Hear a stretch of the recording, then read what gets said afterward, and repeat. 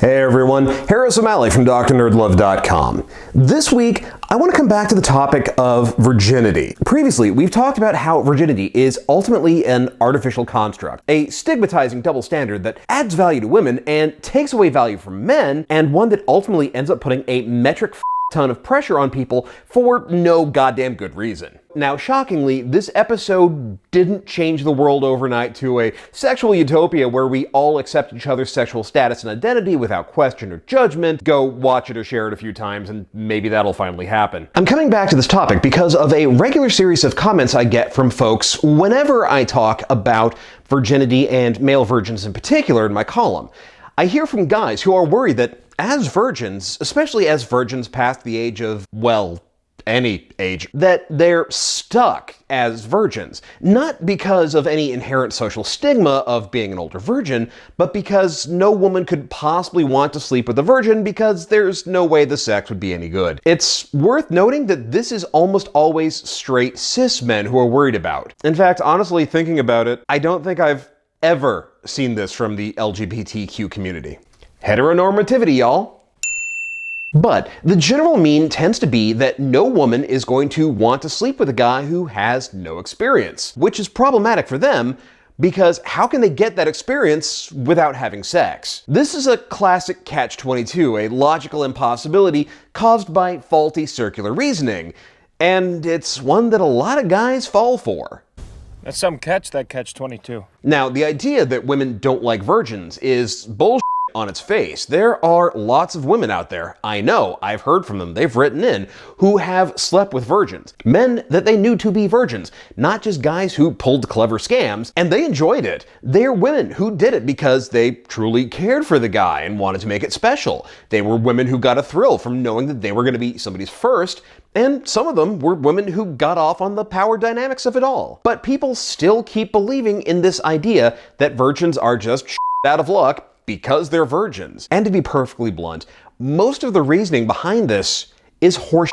At best, these reasons are just anxieties. Your jerk brain whispering poison in your ear designed to reaffirm your worst fears and convince yourself that you're actually worthless. At worst, these are bullshit just so stories, spread as friend of a friend tales about how this person heard from his brother, cousin, guy he knows, random dude on a subreddit about how women think virgins are disgusting, rather than through somebody's actual lived experience. And on the occasions that they have heard this in person, it almost always comes from blowing a casual comment out of proportion, rather than a woman actually saying to them specifically, I hate virgins. Virgins are disgusting creatures who don't know how to please a woman. Frankly, most of the stigma that guys find around being a male virgin tends to come from other men. It's one of the classic examples of reinforcing toxic ideas around masculinity. But some of these ideas come from within, not from what other people are saying. Part of the problem that keeps these ideas going is that a lot of folks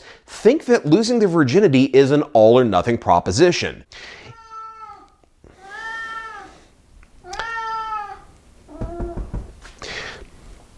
Gonna be good? Say hi to the folks. Say hi to the folks. Either they lose their virginity all at once to someone they just met on the same night that they met, or it's not gonna happen at all. This ignores the fact that, well, like I'm often saying, that's not how this works. Yes, people will hook up on the same night, and folks have lost their virginity to total strangers they had only just met, but the vast majority of the time, there's usually a period of fooling around and making out before sex is ever on the table. Even if you're not necessarily in a relationship with the person that you lose your virginity to, the odds of having sex and losing your virginity on the same night that you met them are pretty damn low. So in all likelihood, you and your partner will likely have had some physical interaction before you get right down to all the squishy noises. Now, speaking for myself, I was 19 when I lost my virginity, and I was with my girlfriend for a little over a month before we slept together. And there was a whole lot of sexual activity.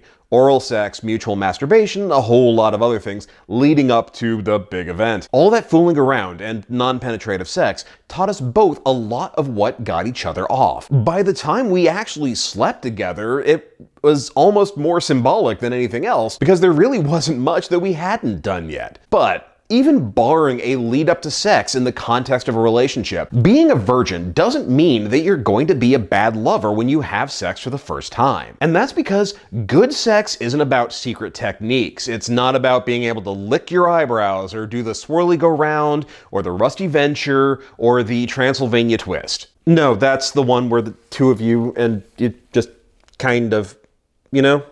It's because good sex is about understanding, connecting, and, most importantly, communicating. So, let's ruin any chance of this episode being monetized and talk about what anyone, even a virgin, can do that will make them an amazing lover. And this starts with the question of, should you tell them that you're a virgin? And honestly, that's ultimately up to you. But honestly, I think you should. Now, if they react badly, then all that's happened is that you have weeded out someone who isn't going to be a caring or supportive partner. Meanwhile, the people who are cool with it are more likely to want to focus on you and help you have a good experience for your first time. But what comes next is making sure that you are ready with what it takes to be a great lover, even if it's your first time. And straight talk, gentlemen, the first step to this is to forget everything you've seen in porn. Literally everything. I mean it. Yes, even that, Mr. Trying to be clever, there is nothing in porn that is going to resemble actual sex with another person. And trying to take anything out of porn and into the real world is going to disappoint you and piss off your partner.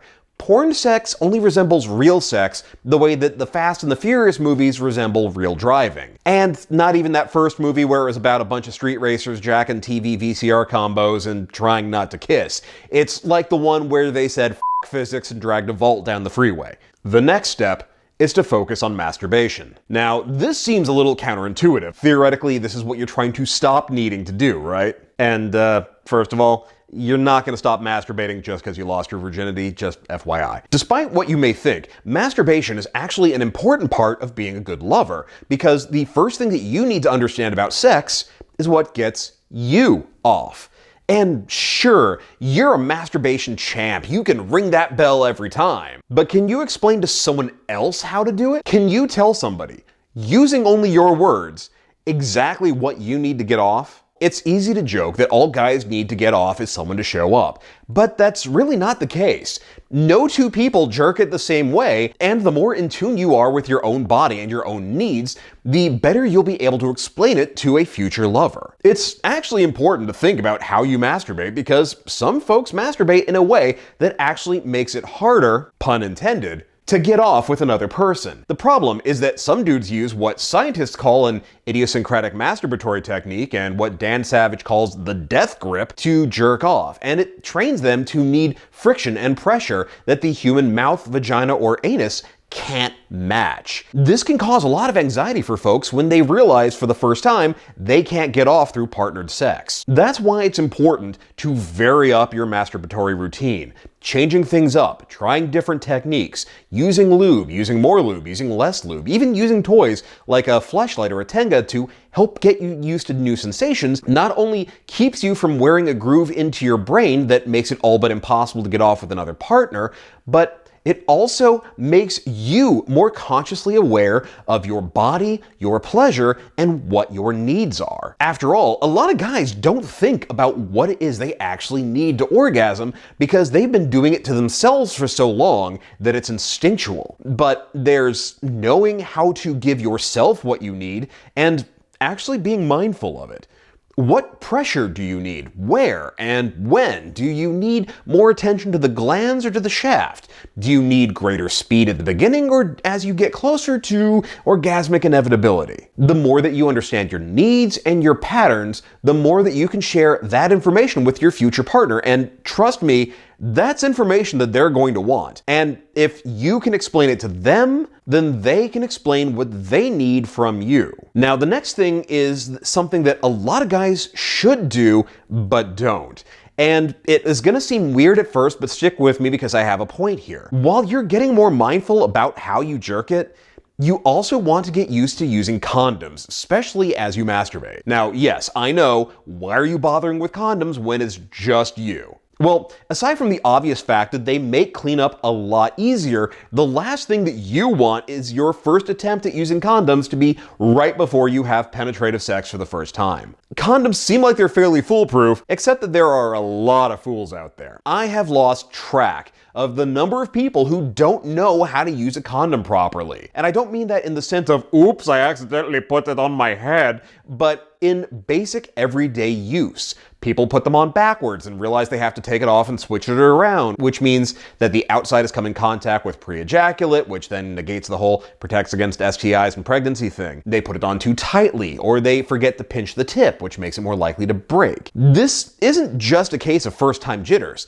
Folks who've had a lot of sex will fumble on condoms in the moment. And if you're already a bundle of nerves over the fact that this is your first time, you're gonna have some seriously awkward moments trying to put them on, and you kinda want to avoid those. But there are other reasons why you're going to want to get familiar with condoms before you lose your virginity. To start with, condoms aren't one size fits all. The wrong size means it may fall off if it's too big, or break if it's too small. Gentlemen, this is not a time to get hung up on whether you have a large, small, or average sized penis. Trying to wear the wrong size condom out of some misplaced sense of ego negates any of the protections that come from using birth control. The material that the condoms are made of also makes a difference. Some people have allergies to latex, or to spermicide for that matter. Or you may find that you prefer using polyurethane or isopropylene condoms because they're thinner than latex and they transfer heat between partners in ways that latex doesn't. Also,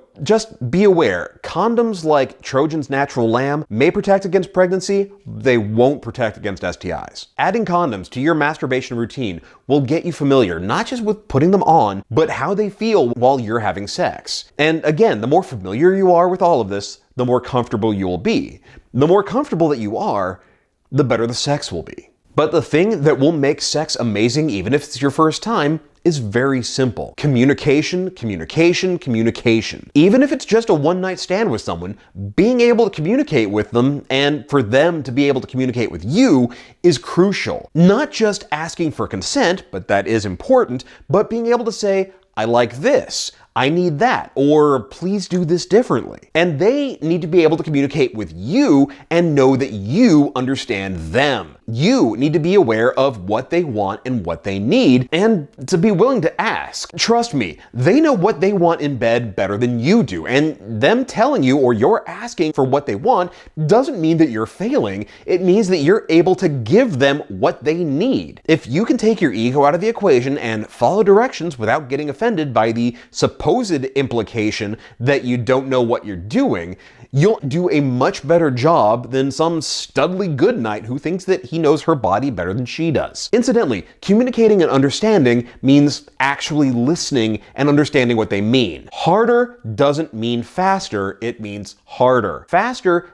doesn't do you any good if you fall out of rhythm with one another. And that rhythm is important because very few people get off if their partner is just doing the jackhammer. And gentlemen, trust me on this. When she says, do this, or keep doing that, or don't stop, she means keep doing that or don't stop, not now immediately switch to something completely different.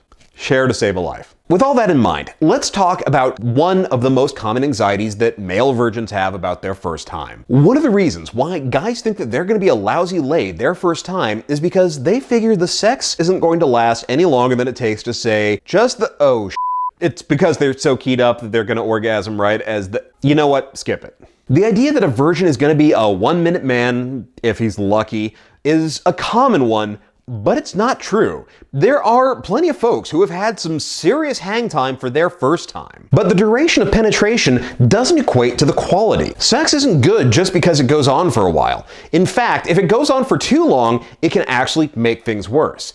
Hanging in there like you're a driver at Le Mans doesn't make you a masterful lover. It means that you're going to start causing some serious chafing and friction burns. Here's the thing that's going to really help you. Even if you don't have that much time between penetration and orgasm, that doesn't mean that the sex was bad or unenjoyable. Some of this can be avoided by plenty of foreplay, But the better option is to not treat your orgasm like the end of the game. Just because you got off, that doesn't mean that the whistle's been blown and now everybody has to get off the court. The fact that you may be losing your erection or that you have to wait for the refractory period to go again doesn't mean that you have to stop. You can keep going. Your tongue and your fingers don't go soft. And bringing toys into the bed with you can make things even better for your partner even after you've had your fun. And the truth is, most women don't get off through penetration. If you want to be a great lover, even if it's your first time, that means you want to put more of an emphasis on oral sex,